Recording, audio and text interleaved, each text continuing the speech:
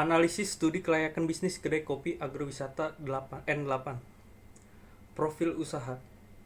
Nama produk usaha ini dinamakan kedai kopi agrowisata dengan kualitas yang baik dan juga harga yang sangat terjangkau. Dengan produk ini kita buat di daerah Bandung. Nama produk: Kedai Kopi Agrowisata N8. Pemilik dari PT Perkebunan Nusantara 8. Alamat usaha di Jalan Insinyur Haji Juanda, nomor 92, Kota Bandung. Lalu selanjutnya ada aspek-aspek yang dibahas. Di sini ada 7 aspek. Yang pertama adalah aspek legalitas. Ada analisis kesesuaian bisnis dengan hukum. Aspek hukum yang dilakukan ditinjau dari ada atau tidaknya surat-surat hukum yang dibutuhkan untuk pendirian usaha baru. Status kepemilikan lokasi yang akan digunakan untuk kedai kopi di agrowisata N8 merupakan aset dari Kebun Malabar PTPN 8 karena lokasinya berada di dalam areal penginapan agrowisata N8 Malabar. Maka dari itu, surat perizinan pendirian usaha baru tidak diperlukan.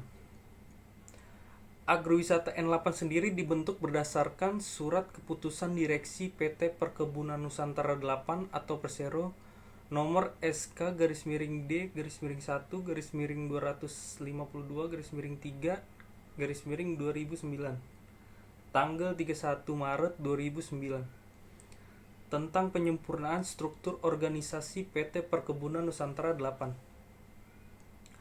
Lalu selanjutnya ada analisis kemampuan memenuhi perizinan. Surat perizinan yang sudah dimiliki oleh agrowisata N8 terdiri dari surat izin usaha kepariwisataan atau SIUK, lalu izin mendirikan bangunan atau IMB, dan izin gangguan atau HO. Lalu yang kedua, aspek pasar dan pemasaran. Ada analisis pasar. Permintaan pasar untuk kedai kopi agrowisata N8 dapat ditinjau dari jumlah pengunjung yang datang ke agrowisata N8. Hal tersebut didasari oleh latar belakang pendirian kedai kopi agrowisata N8 sebagai penambah fasilitas yang belum ada sebelumnya.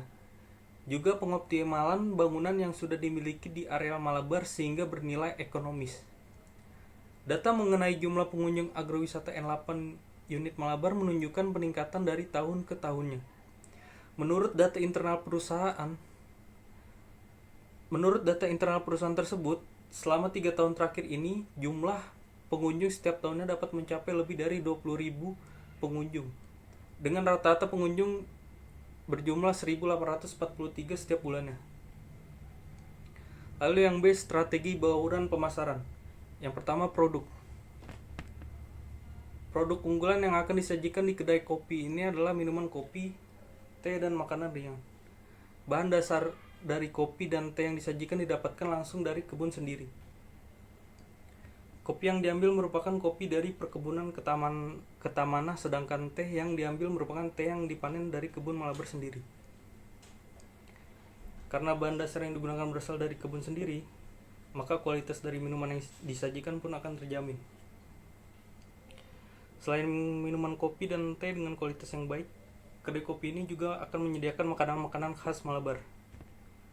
Lalu yang kedua ada price atau harga. Kisaran harga untuk produk makanan yang dijual di kedai kopi ini adalah sekitar 10.000 sampai 25.000. Sedangkan kisaran harga untuk minuman adalah sekitar 15.000 sampai 25.000. Lalu yang ketiga ada place atau tempat. Tempat yang dipilih untuk pembukaan kedai kopi ini berada di dalam areal penginapan agrowisata N8 Malabar itu sendiri. Kedai kopi ini memanfaatkan aset bangunan yang sudah dimiliki oleh unit Malabar. Pengalengan atau unit Malabar dipilih karena suasananya yang tenang, sejuk, dan juga asri. Selain itu juga, Malabar memiliki nilai sejarah yang tinggi sehingga hal tersebut menjadi nilai tambah untuk kedai kopi agrowisata N8. Lalu ada analisis strategi pemasaran. Adapun upaya promosi yang akan dilakukan adalah secara online maupun offline. Strategi online yang dilakukan yaitu dengan cara promosi secara gencar pada media sosial seperti Instagram, Facebook, Twitter, dan lain-lain. Dan penambahan informasi di website yang sudah tersedia, sedangkan upaya promosi offline yang akan dilakukan adalah dengan cara pembuatan signage, spanduk, maupun banner yang dapat menandakan bahwa terdapat kedai kopi di dalam penginapan agrowisata Malabar. Yang D, target pasar. Target usaha kedai kopi agrowisata N8 ini adalah semua status kalangan masyarakat, terutama para mahasiswa dan orang dewasa. Ini saya akan menjelaskan poin yang ketiga, yaitu aspek manajemen dan sumber daya manusia di dalam kedai kopi agrowisata N8 Malabar. Yang A adalah analisis penjualan usaha. Dalam melaksanakan kegiatan produksinya, kedai kopi agrowisata N8 Malabar memerlukan pegawai-pegawai yang mengerjakan proses pelayanan dan produksi makanan dan minuman yang akan dijual kepada konsumen. Yang B, analisis rencana struktur organisasi. Struktur organisasi ini terdiri dari barista, server atau waiters, dan bagian kitchen atau dapur. Berikut saya akan menjelaskan tentang peran dan tanggung jawab masing-masing divisi. Yang pertama ada supervisor, yaitu memberikan pengarahan kepada rekan kerja bawahannya. Yang kedua, memotivasi rekan kerjanya atau timnya. Yang ketiga, melakukan kontrol dan evaluasi. Untuk barista, tugas dan tanggung jawabnya adalah menyajikan kopi, merawat, mengoperasikan dan memahami alat-alat kopi. Yang ketiga, meracik minuman non-cafe. Untuk bagian server atau waiters, tugas tanggung jawabnya adalah melayani pengunjung, mengambil pesanan pengunjung, dan menyajikan pesanan pengunjung. Untuk bagian kasir, tugas dan tanggung jawabnya adalah melayani proses transaksi, memeriksa dan mencatat data penjualan, dan membuat laporan penjualan.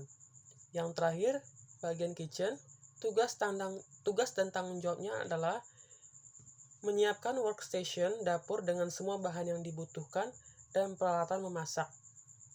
Yang kedua, memasak makanan dengan berbagai peralatan memasak.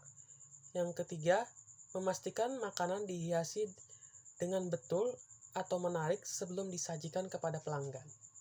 Di sini saya akan membahas tentang aspek teknik dan teknologi. Yang pertama, analisis lokasi usaha. Lokasi kedai kopi yang akan dijalankan berada di dalam areal penginapan agrowisata, unit Malabar, tepatnya di Desa Banjarsari, Panggelangan, Kabupaten Bandung. Selanjutnya, analisis luas produksi. Dalam proses produksinya, kedai kopi ini memiliki luas bangunan sebesar 13 x 6 meter atau 78 meter persegi. Selanjutnya, analisis layout. Layout usaha yang ditentukan untuk kedai kopi agrowisata N8 Malabar dapat dilihat pada gambar 3 berikut ini. Dalam menentukan tata letak usaha, dilakukan pertimbangan terlebih dahulu.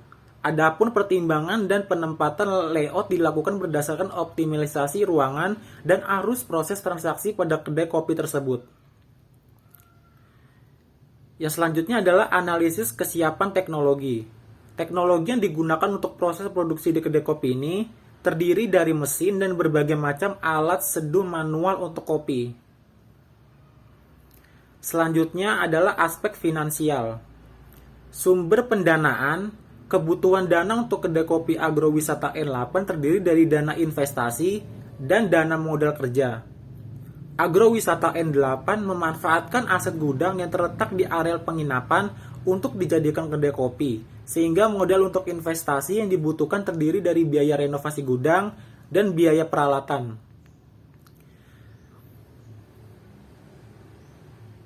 Selanjutnya adalah analisis kebutuhan investasi. Bisa dilihat dari tabel kriteria kelayakan investasi kedai kopi agrowisata N8. Kriteria investasi seperti NPV, IRR, persen, NBC, payback, period per tahun. Indikator kelayakannya kurang dari 0, kurang dari 18%, kurang dari 1, lebih dari 5. Hasil perhitungannya untuk NPV adalah 82.929.169. Untuk IRR-nya 49,51%. Untuk net BC-nya adalah 1,78, untuk periodenya adalah 2 tahun 4 bulan. Dan hasil kelayakannya untuk NPV adalah layak, IRR layak, net BC-nya layak, periodenya layak. Untuk arus kas, seperti yang tertera di bawah ini adalah untuk tahun pertama adalah biayanya 163.635.000 dan pendapatannya 241.860.000. Untuk tahun kedua biayanya 175.416 175.416.750. Untuk pendapatannya 253.953.000. Untuk tahun ketiga biayanya 188.147.588. Untuk pendapatannya 266.650.650. Untuk tahun keempat 201.910.967. Untuk pendapatannya 279.983.183. Untuk tahun kelima biayanya 216.798.115. Untuk pendapatannya 293.982.342. Selanjutnya saya ingin menjelaskan tentang estimasi pendapatan di dalam pendapatan kedai kopi agrowisata N8 ini mendapatkan pendapatan setiap bulannya sebesar 20.155.000 yang berarti 1 tahun.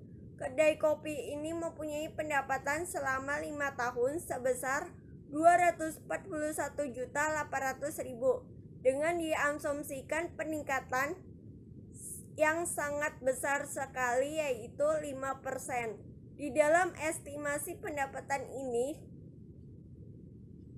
memiliki peningkatan yang cukup besar dan cukup besar sekali di dalam setiap bulannya. Yang kedua, estimasi biaya operasional. Di dalam kedai kopi agrowisata N8 ini memiliki estimasi total di dalam 1 tahunnya sebesar 11.620.750.000 yang berarti pendapatan tiap bulannya di dalam kedai kopi agrowisata N8 ini mempunyai pendapatan sebesar 139.499.000. Yang ketiga, estimasi biaya penyusutan. Estimasi total biaya penyusutan dalam 1 tahun untuk kedai kopi agrowisata ini sebesar 17.855.128.000 sehingga penyusutan per bulannya sebesar 1.487.927.000. Yang keempat, proyeksi laba rugi. Di dalam kedai kopi agrowisata N8 ini memiliki penyusutan setiap tahunnya dengan terkena 10% dari pendapatan yang sudah ditetapkan oleh peraturan Bupati Bandung setelah diperolehnya laba bersih di dalam setiap pajaknya. Selanjutnya saya ingin menjelaskan aspek ekonomi dan sosial. A. Dampak positif ekonomi ada 3, yaitu 1.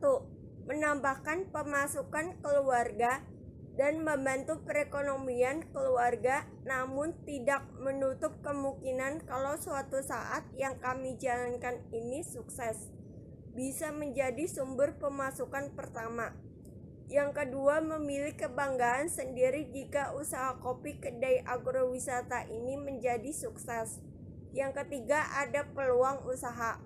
Yang B, dampak positif sosial ada 3 juga, yaitu 1. Apabila usaha kedai kopi agrowisata ini bisa sukses, tentunya akan membutuhkan tambahan karyawan. Hal ini membuka lahan pekerjaan baru untuk yang membutuhkan pekerjaan. Yang kedua, diterimanya oleh masyarakat. Yang ketiga, meningkatkan kreativitas dan inovasi di bidang usaha kecil, baik mikro maupun makro. 7. Aspek lingkungan hidup. Pada aspek lingkungan hidup ini dibagi menjadi 2 analisa. Yang pertama, analisa lingkungan.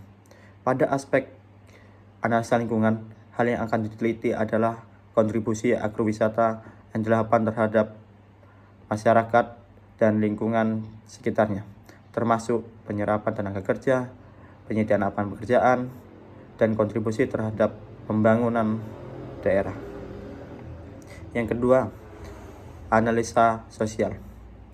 Keberadaan kedai kopi agrowisata N8 Malabar ini akan berdampak positif bagi masyarakat sekitar, karena kedai kopi ini akan memberikan lapangan pekerjaan bagi masyarakat sekitar sehingga dapat membantu perekonomian masyarakat. Selain dampak lingkungan dan dampak sosial, keberadaan kopi agrowisata ini juga berdampak pada pembangunan daerah, di mana kedai kopi tersebut akan menambah pendapatan bagi agrowisata N8 sendiri, sehingga dengan pajak sebesar 10% jumlah pajak yang diberikan kepada daerah akan meningkat.